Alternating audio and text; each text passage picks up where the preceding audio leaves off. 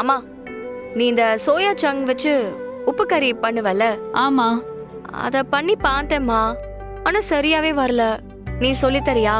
அதுக்கு என்ன, நான் சொல்ல சொல்ல அப்படியே செய்றியா? அப்படியா? ஆ.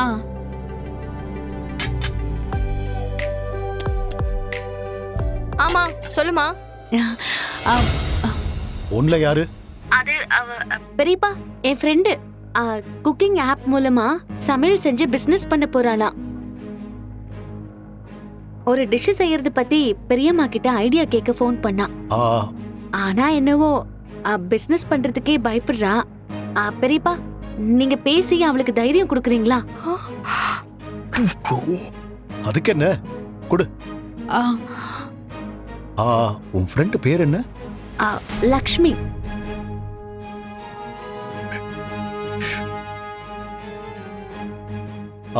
ஹலோ லக்ஷ்மி, நான் மாயாவோட பெரியப்பா பேசுறேன்.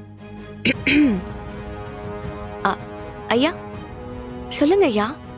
எந்த ஒரு தொழில் பண்ணாலும் ஆரம்பத்துல பயமா தான் இருக்கும். இப்போ நீச்சல் கத்துக்கணும்னா முதல்ல குளத்துல குதிக்கணும் இல்ல? அப்படி துணிச்சலா குதிச்சிட்டோம்னா எந்த தொழிலையும் கத்துக்க முடியும், அத தைரியமா செய்ய முடியும். மக்களுக்கு சேவை செய்யற மனப்பான்மையோட செஞ்சா மக்கள் உங்களை தேடி வருவாங்க. உங்க பிசினஸ் தானா வளரும். சரியா? தைரியமா செய்யுங்க. வாழ்த்துக்கள், வாழ்த்துக்கள். நன்றிங்கய்யா. இதோ மாயா கிட்ட கொடுக்குறேன்.